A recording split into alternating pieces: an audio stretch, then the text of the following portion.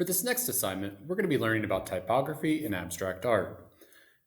For this, we are going to be learning about what makes something typography versus font and what abstract art is, and we're going to be focusing on non-representational abstract art.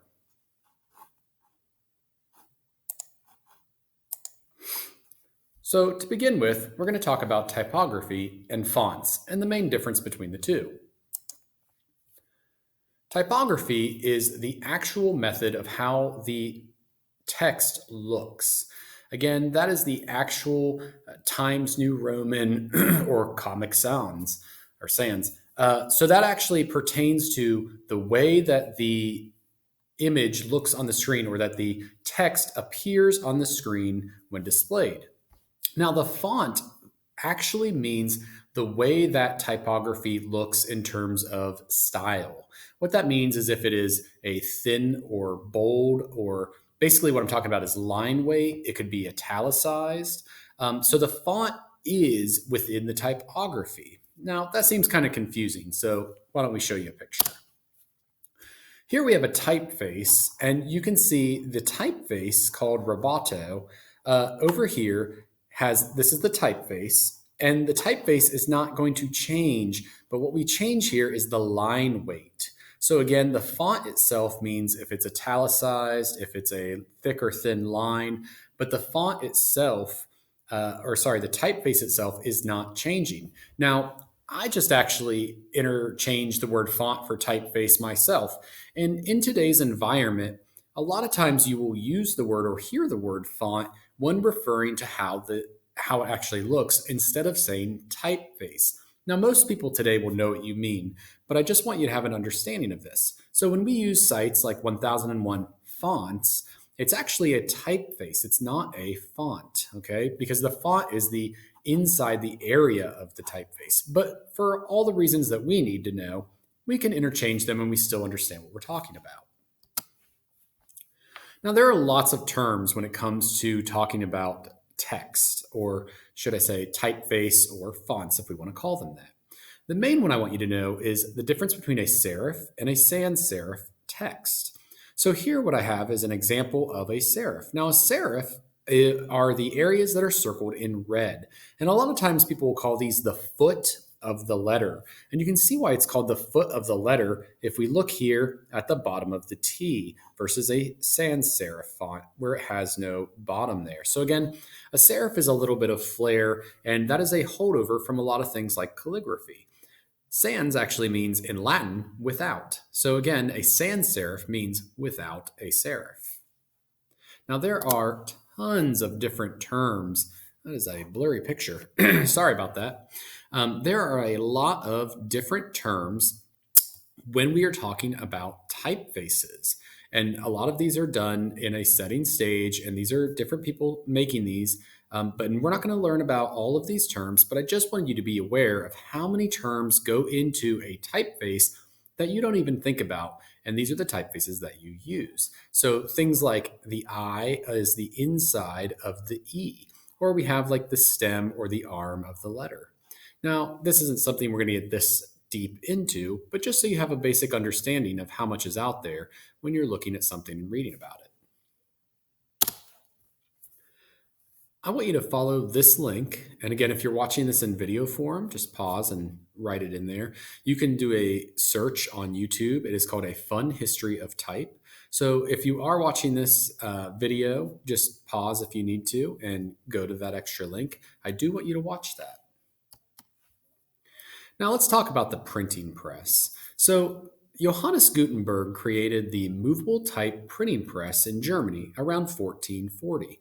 And he's credited with being the first person to do this. Now, we're going to see a slide next that kind of might debate that a little bit. But for all reasons, you can understand Gutenberg created the movable type printing press. Now, I keep saying movable type because just a printing press was something that was very easy to be done. So originally, things would have been carved in wood. And think of a stamp. Basically, what they were doing was creating a seal or a stamp where they would carve the entire page of whatever they were trying to print. So if you were printing a book, each page had to have its own separate wood-carved page where everything was done backwards and mirrored, and then they would print on top of that, again, with like a stamping method.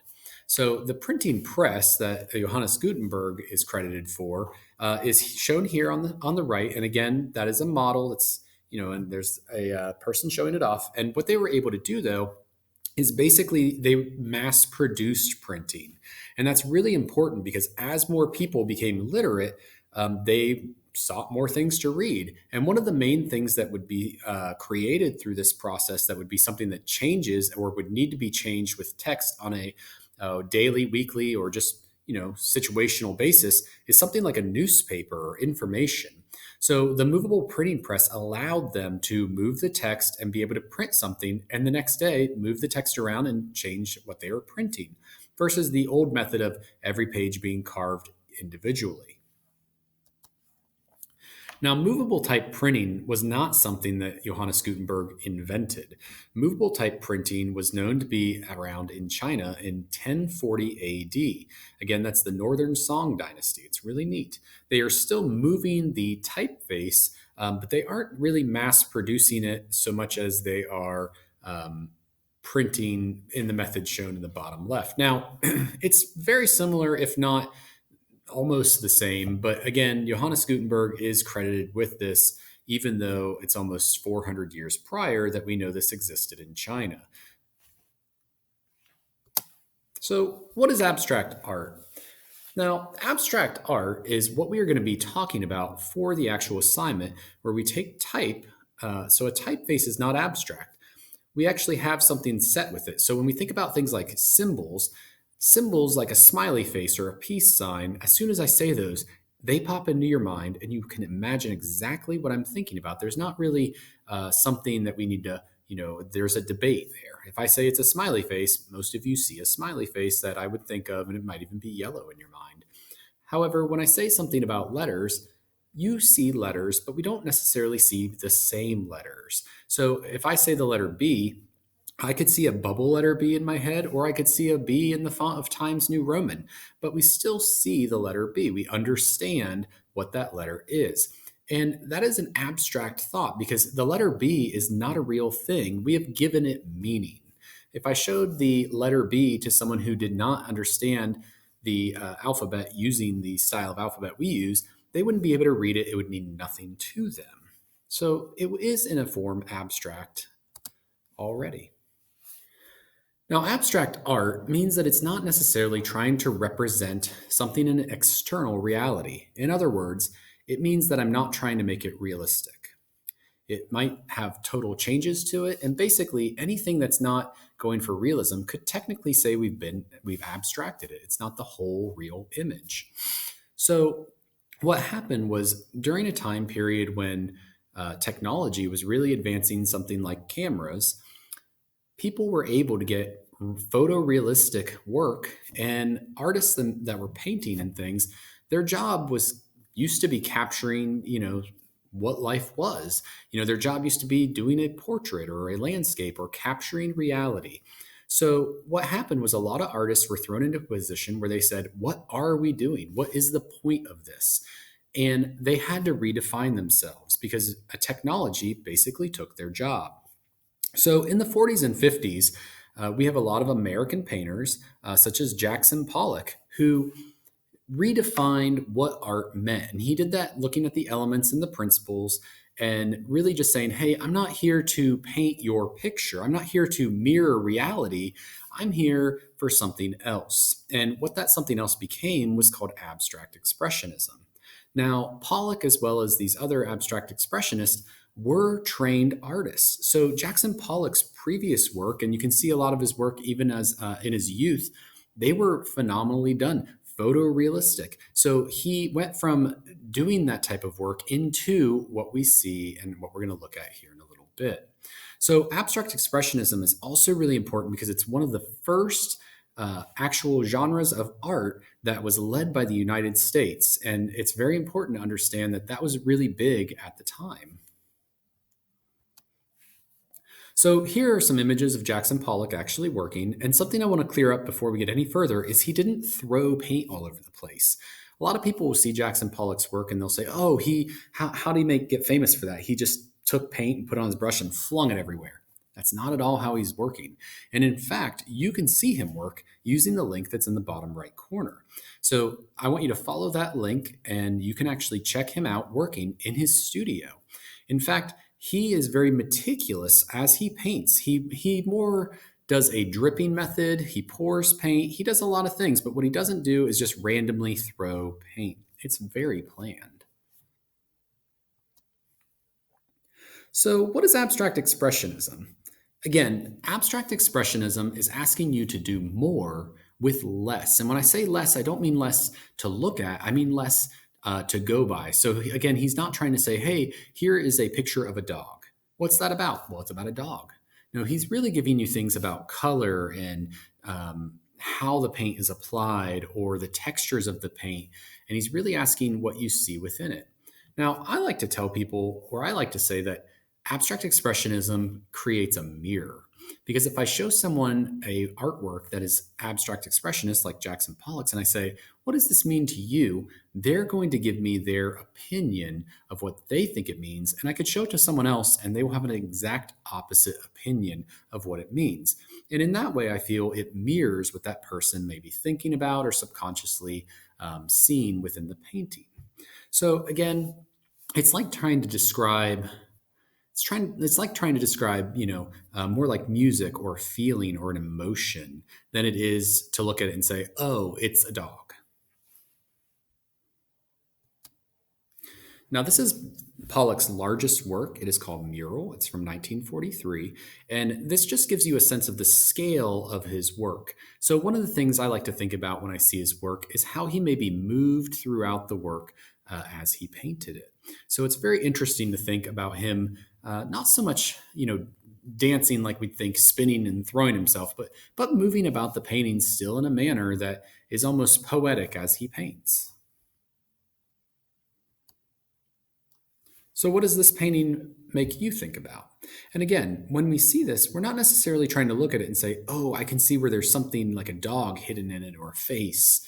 That's something that you do bring to it, but it's not about that. It's about emotion. What emotion does this convey? Does it make you happy? Do you think Pollock was happy or sad? What do you think it means for terms of movement? Does it look like anger or does it look soft and curving?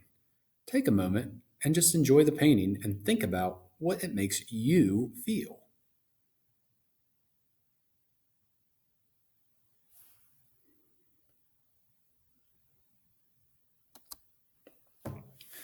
Next, we're going to look at some living artists. Currently, we have Cecil, I'm not quite positive how to say his last name, Tuchon.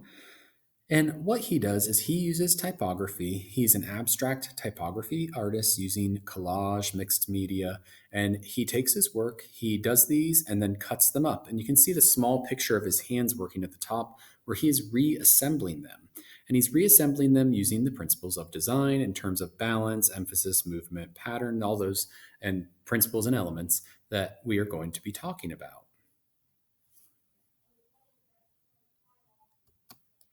Here are two more works of his that I selected. I think they look really nice. And remember, these would have originated as a totally different work that were cut to pieces and reassembled.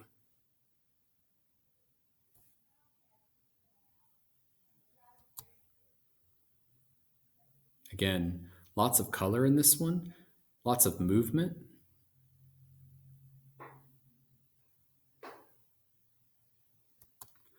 Our next artist is Harold Hollingsworth. I really like Harold Hollingsworth, his work. He is in the same genre as our last artist. Again, he's a mixed media artist using typography. His work is a little more different than Cecil's, though, where he's using different types of typography or fonts, if you want to call them that. He also does symbols mixed in with them. As you can see, there's a face on the one behind us or in his studio. His work is also large. And here are two works that I really like of his. We can see a lot more attention to changing the styles of fonts typography, as well as a great contrast, not only with the design of the fonts, but also with the colors selected.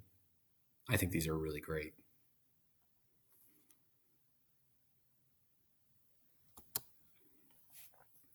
So our project is going to be doing a work similar to how these artists are working.